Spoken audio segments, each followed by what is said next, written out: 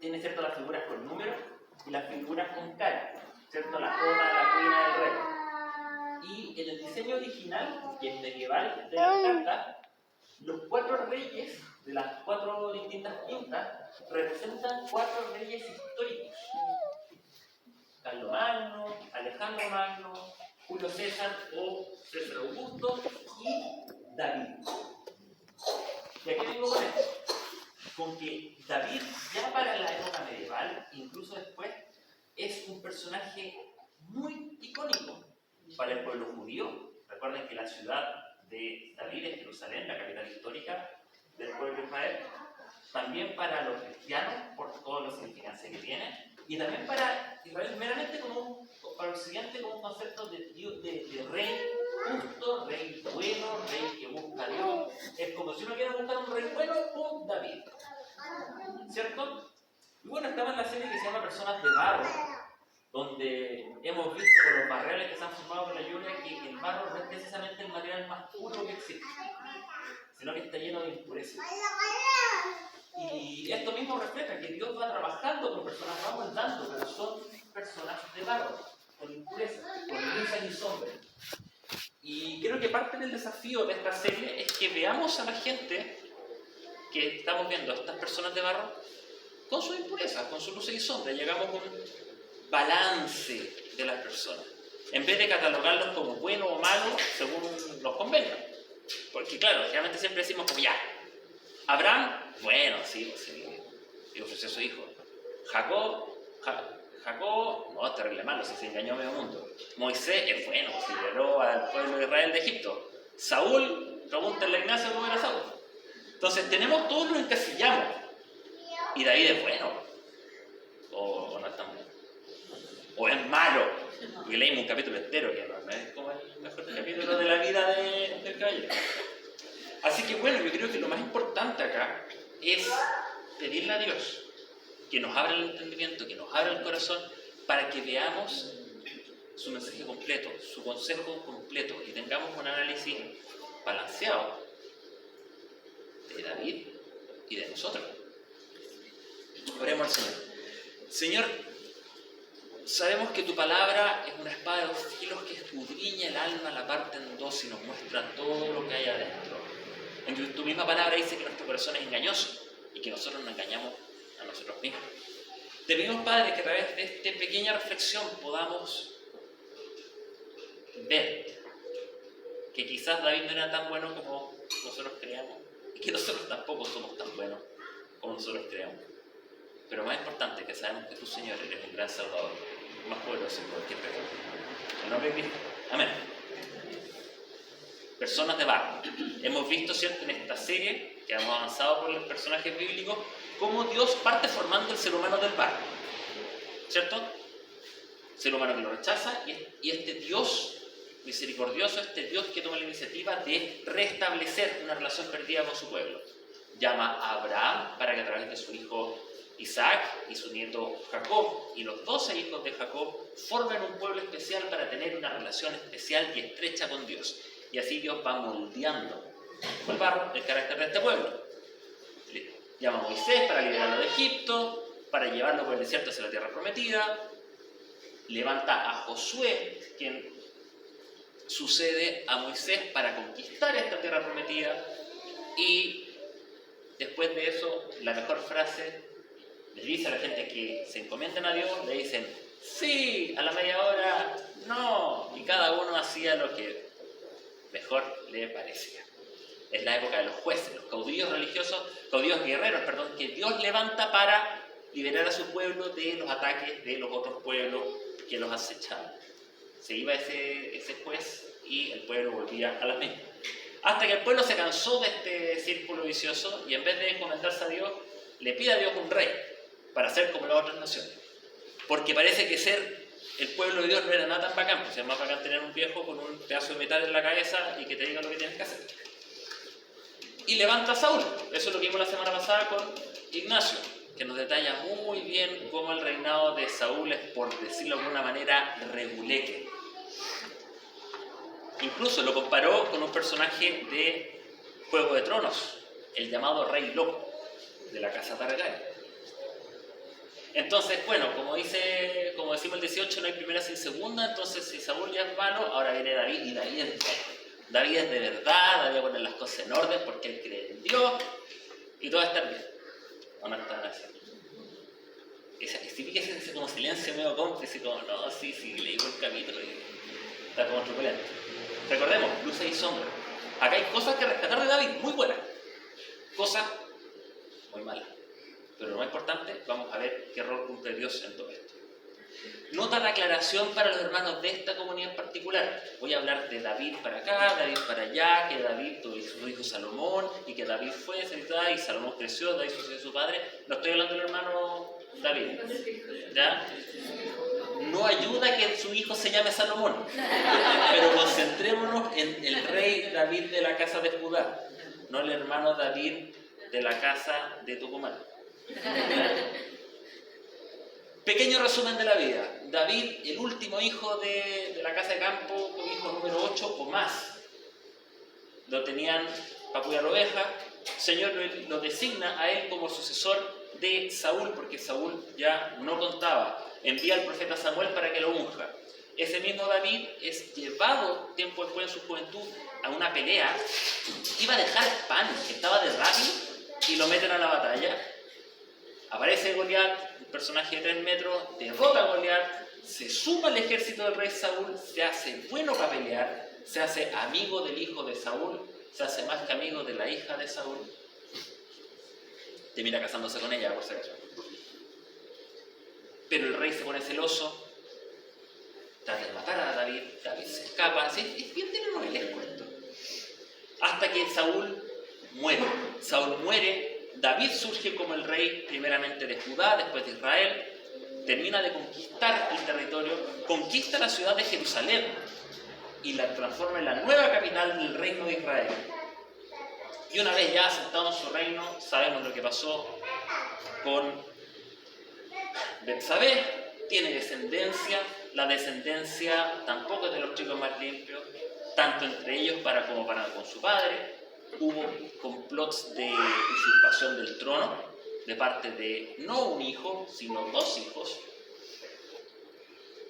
Después de un reinado de más o menos 40 años, David muere. Ese es el resumen de la vida de David, que está más o menos compreso en los 2 libros de Samuel y el primer libro de los. ¿Qué es lo bueno de David? ¿Qué cosa llama la atención de David? Primero, es un hombre que se somete a la autoridad. Él estaba a cargo, él estaba bajo la autoridad del rey Saúl. Era un guerrero de Saúl, era el yerno de Saúl, y toda persona sabe que no hay que ser muy sensato para ser deferente con el suegro. Pese a que él había recibido la unción de parte del profeta Samuel, David nunca se rebeló contra Saúl. David huyó de Saúl. Estuvo en otras ciudades. David mostró que él tenía la capacidad de matarlo, pero no lo hizo. Es más, cuando murió Saúl junto con Jonatán, el hijo de Saúl, amigo íntimo de David, David lloró, David hizo luto, y David compuso una canción de lamento en recuerdo de Saúl y de Jonatán. Yo no sé si a mí me da tanto con las autoridades que no me gustan. Cada 4 años hay una parte del país que hace ¡uy! Y otra que hace ¡bu! Y están 4 años ¡uy! Y ¡bu! Independiente de lo que haga el gobierno de turno. Y hay gente que responde bien y gente que responde mal. Hay gente que desobedece a la autoridad cuando no le gusta, hay gente que sí. Hay gente que solamente le hace caso al profesor cuando le cae bien y no lo hace cuando le cae mal. Los profes saben muy bien de lo que estoy hablando. Porque como que a conveniencia. Y eso que el apóstol Pablo le dice a los romanos, que toda autoridad es impuesta por Dios. Ellos le tienen que rendir cuentas a Dios mismo, pero nosotros estamos sujetos a autoridades civiles y eclesiásticas. Nosotros que estamos al interior de la iglesia. Creo que es un buen punto para reflexionar. Punto 2. David era un hombre que buscaba consejo. David no se le ocurrió ser rey. Él estaba cuidando ovejas hasta que lo llama Samuel y lo unge como rey. David también se refugió con el mismo Samuel, se refugió con el profeta Gad, otro profeta de la misma época de Samuel, y recibía sus consejos. Recibió cuando era rey al profeta Natán, para recibir todo tipo de consejos, aunque no sean los más agradables de escuchar. Tenía un consejo de guerra, escuchaba sus consejos, sus consejeros, de qué es lo que había que hacer, cómo seguir la estrategia. Y la verdad, yo no sé si yo en mi vida soy tan bueno para pedir consejos. De repente nomás simplemente busca al amigo que sabe que le va a decir que sí. Oye, está bueno, ¿cierto? Sí, está bueno. Obviamente, porque si no, ¿para qué preguntar? ¿Para qué te dice no estoy de acuerdo? Hay algunos amigos que son medio contreras que dan esa palabra, no siempre bien recibida, pero muy necesaria. ¿Tenemos confianza con alguien de la congregación para pedir consejos, sabiendo que quizás nos pueden dar una respuesta negativa? ¿Somos humildes para recibir el consejo cristiano, aunque quizás el consejo sea contrario a lo que a nosotros nos guste? David es un claro ejemplo de lo que sigue el consejo. David era un hombre misericordioso también.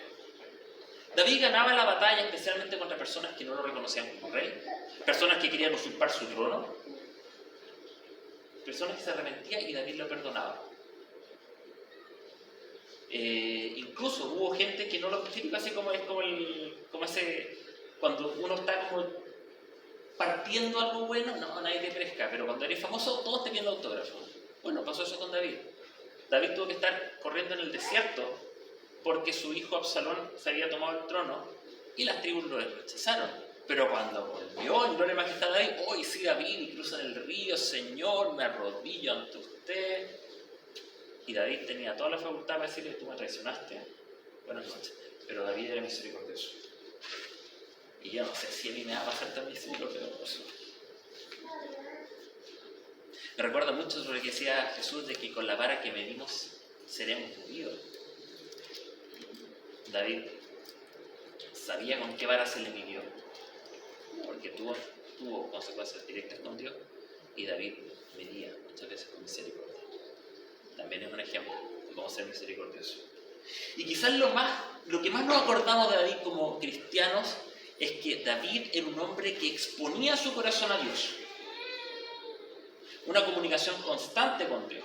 En el segundo libro de Samuel se muestra a David una oración a Dios después de que Dios le confirma algo muy importante que vamos a ver más adelante, el agradecimiento de sus bendiciones. Finalizando su reinado, él también compone un salmo, una alabanza a Dios, mostrando cómo Dios ha sido fiel con él y con su pueblo en todos los años, las tribulaciones y todo. Es más, el libro más largo de la Biblia, ¿cuál es? Oye, no, ya, pues estamos hartos años que hace el libro. Salmo, gracias, el libro de los Salmos. Es un compendio de 150 canciones de alabanza a Dios de distinto tipo. Tradicionalmente se le atribuye a David casi la mitad de los salmos que hay en el libro. Era bueno para escribir. Y los salmos expresan todo tipo de emociones. Expresan reflexiones como el Salmo 1, cuidado con los que caminan con personas de mal, los que se sientan con los idólatras y que terminan echados. Dichoso el hombre que está, ¿cierto?, aferrado a la palabra de Dios, es como un sauce que está junto a los arroyos de agua. Angustia también, para los que se acuerdan de la canción de Marcos Witt, que parte, oh Jehová, cómo se han multiplicado mis adversarios. Hay muchos que dicen, no hay en él salvación. Expresa la angustia en una batalla. Expresa también la tranquilidad. El clásico Salmo 23, el Señor es mi pastor, nada me falta.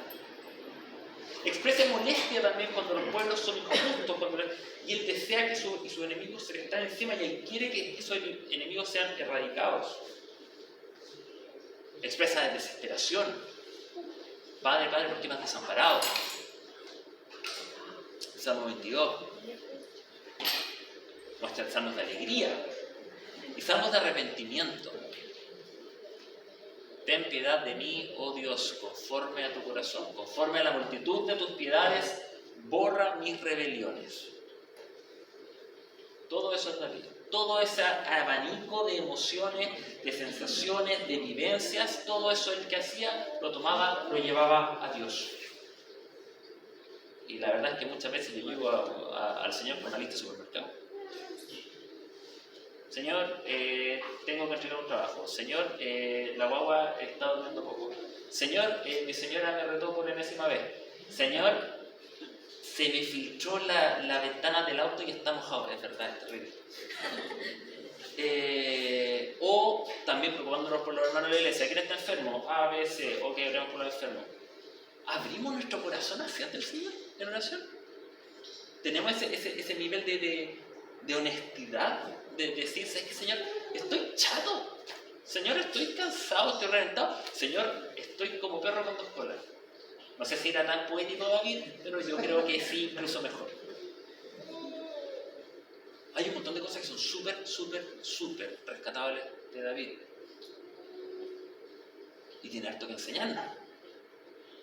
Pero la verdad es que quizás es cómodo quedarnos con esto de David. David es más que solamente el gran rey justo que buscaba a Dios, que abría su corazón ante el Señor.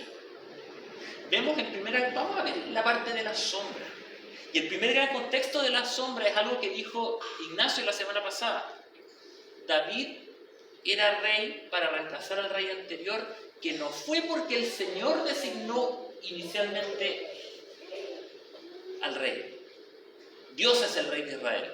Dios es el rey de su pueblo. Pero el pueblo que dijo, queremos un rey como todas las naciones. Porque mira mamá, el niño del frente tiene el nuevo Nintendo. Yo también quiero Nintendo.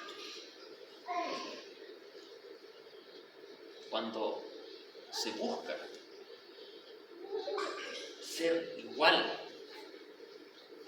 a los que no conocen a Cristo, finalmente estamos rechazando al Señor de la vida. Cuando buscamos no tener mayor semejanza, es porque esto quizás no es suficiente, es fome, es pasado de moda.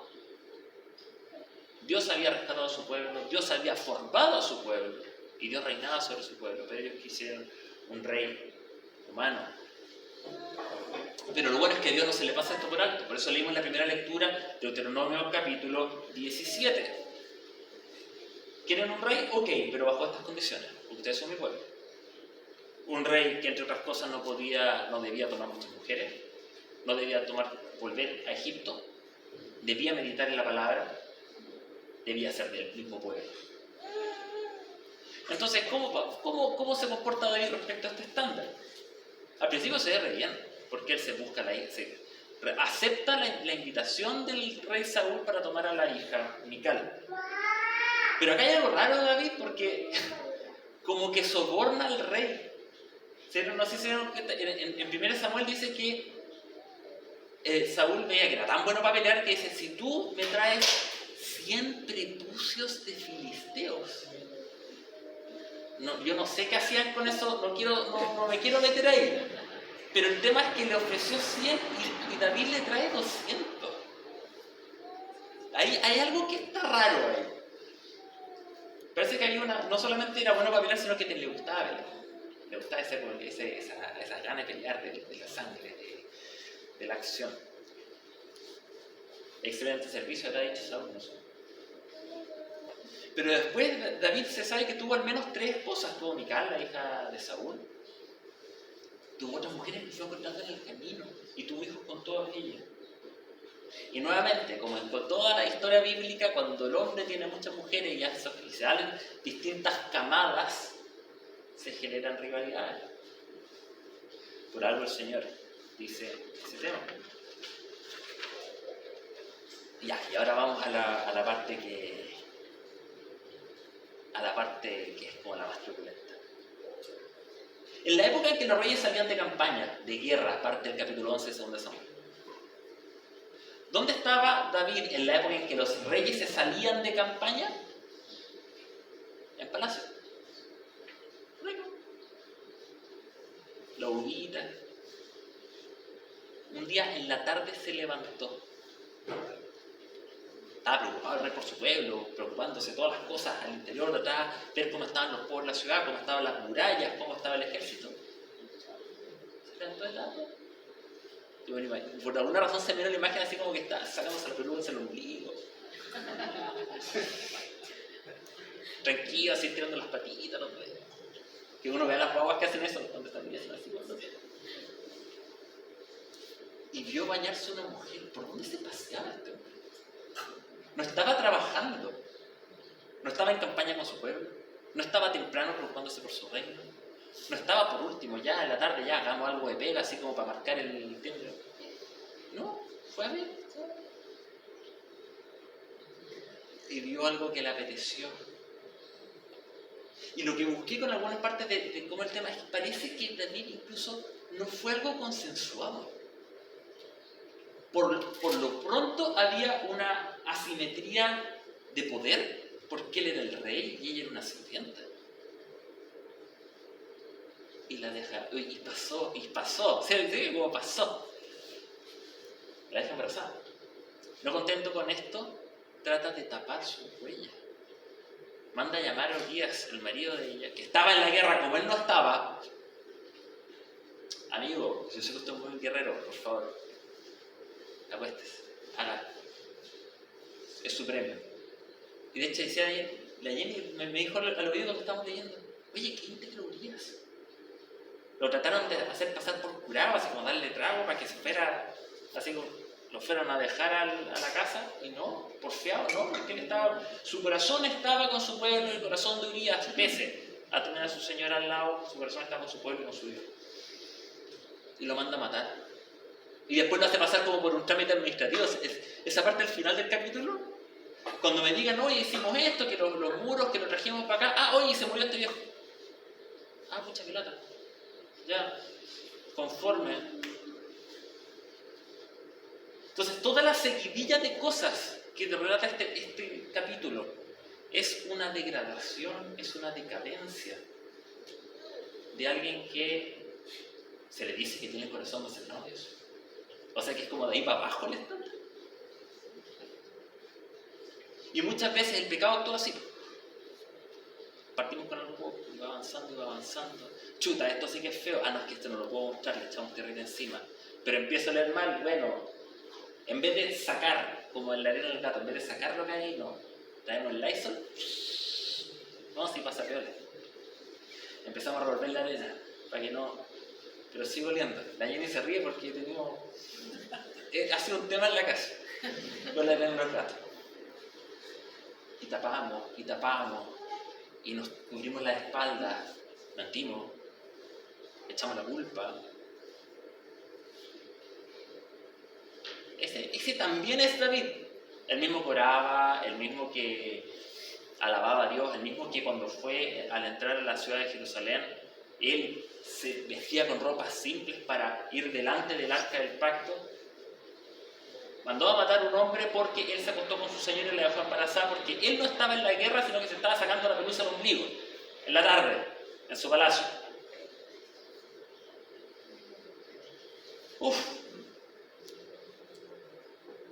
Y esto obviamente a vista y paciencia de la gente, porque nació el hijo, él se casó después, así como para que quede todo reglamentado, y ciertamente pagó las consecuencias. Y acá hay una cosa muy importante, de que Dios perdona, pero pese a perdonarnos, muchas veces las consecuencias tenemos que quedar en nosotros. El Señor nos puede perdonar de que hayamos faltado al trabajo reiteradas veces, pero si llegamos a faltar 2 lunes seguidos, eso dice la legislación, ¿cierto? Buenas noches, sobre azul y para la casa. Las consecuencias de tus actos. Y muchas veces, especialmente para quienes tienen personas a su cargo, quienes pagan las consecuencias son las personas que están bajo su cargo. En este caso, murió el hijo. No, no tenía nada que ver, no tenía responsabilidad. Y el Señor nos muestra que lo terrible del pecado es eso, que termina pagando personas que no eran responsables, personas que no eran culpables. Y también, siguiendo adelante, los errores que pasan bajo la autoridad de alguien no es culpa de la persona, pero sí es responsabilidad del que está a cargo. Los hijos de David, hubo un hijo de David que violó a la hermana porque la encontró bonita. Y dice, oye, pero ¿cómo en el pueblo al lado se pueden casar entre hermanos, pero es que no gustan hermanas? David se enteró y ¿qué hizo? Lloró. Después Absalón, el otro hermano, llega y se enoja y mata a su hermano. ¿Y qué hace David?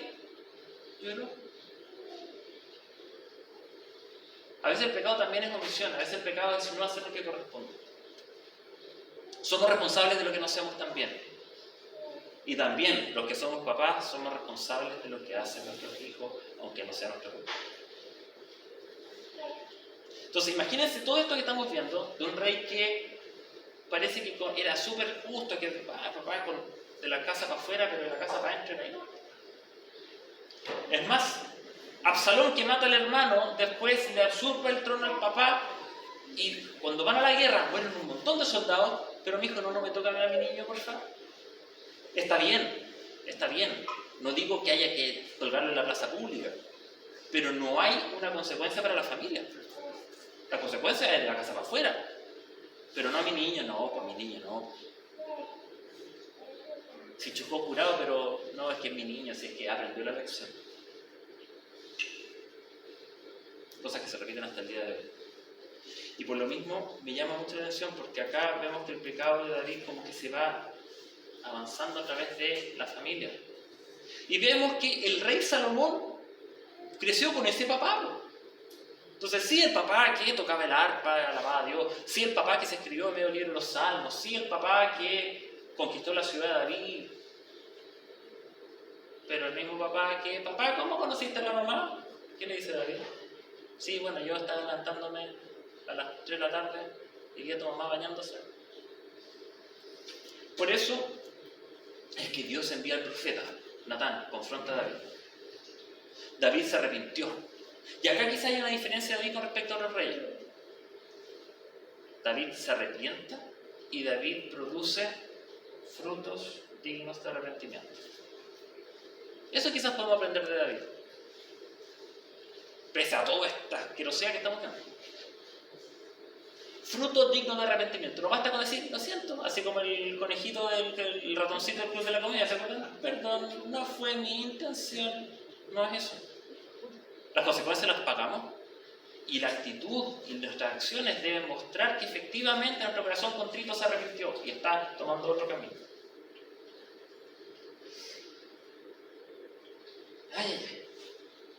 Ese está bien. Lo bueno, lo malo. El que alaba a Dios, el que mató al marido de la señora que él cometió adulterio. Pero Dios es distinto. Es Dios el que vale la pena acá revisar, porque la verdad, así todos los personajes que encontremos, hasta el prócer más bacán, va a tener por lo menos una cosa así. Dios trabajó con David. Dios permitió que la ciudad de Jerusalén fuera conquistada para que ahí se estableciera el reino. Dios permitió que el reino de David tuviera 40 años para que tenga más o menos consolidado una idea de una nación de Israel bajo el reinado de Dios mismo, a través del rey, que él elegía, porque a diferencia de los otros reyes, el rey de David, el rey de Israel era simplemente un hombre elegido por Dios, era un hombre al que se le rendía culto como Dios. Dios le promete a David que él iba a construir la casa de David. Iba a construir la dinastía, que el hijo de David iba a heredar el trono y que iba a haber un hijo de David que iba a heredar el trono para siempre. Resultó ser Salomón, un hijo también de la unión de David con Betsabé, la misma Betsabé del capítulo 11. Salomón muere, lo sucede su heredero y así pasa.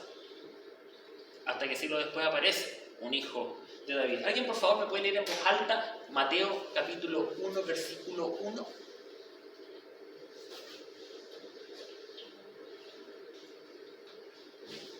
Tabla genealógica de Jesucristo, hijo de David, hijo de Abraham. Tabla genealógica, muchas gracias acá. Tabla genealógica de Jesucristo, hijo de David. David es importante porque Dios prometió a David que a través de su descendencia iba a llegar un rey mejor que David, que iba a ser mejor que Moisés, que iba a ser mejor que Abraham, que iba a ser mejor que Adán. Jesús nació en la ciudad donde nació David. Jesús es de la casa de Judá, hijo de Abraham, Isaac y Jacob, hijo de David, heredero al trono, el rey de Israel. ¿Se acuerdan que Jesús entró como rey triunfante en su última semana de vida? Hosana al hijo de David. Ese es el rey que compra a su pueblo, ese es el rey que realmente puede establecer las cosas buenas.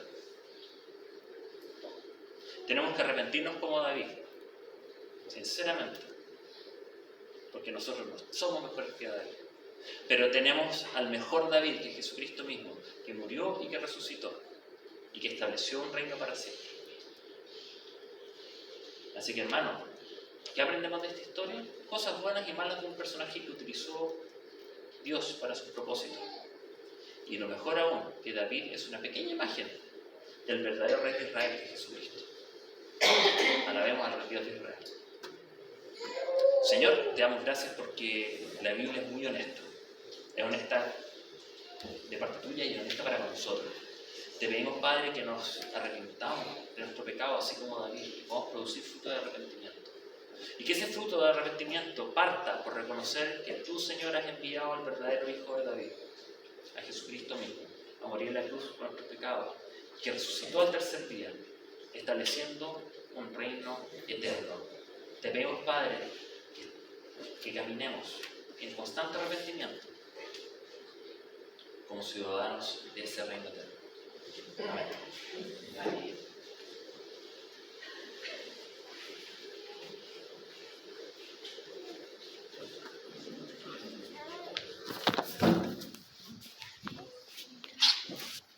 Bueno, les invito en respuesta a esta predicación a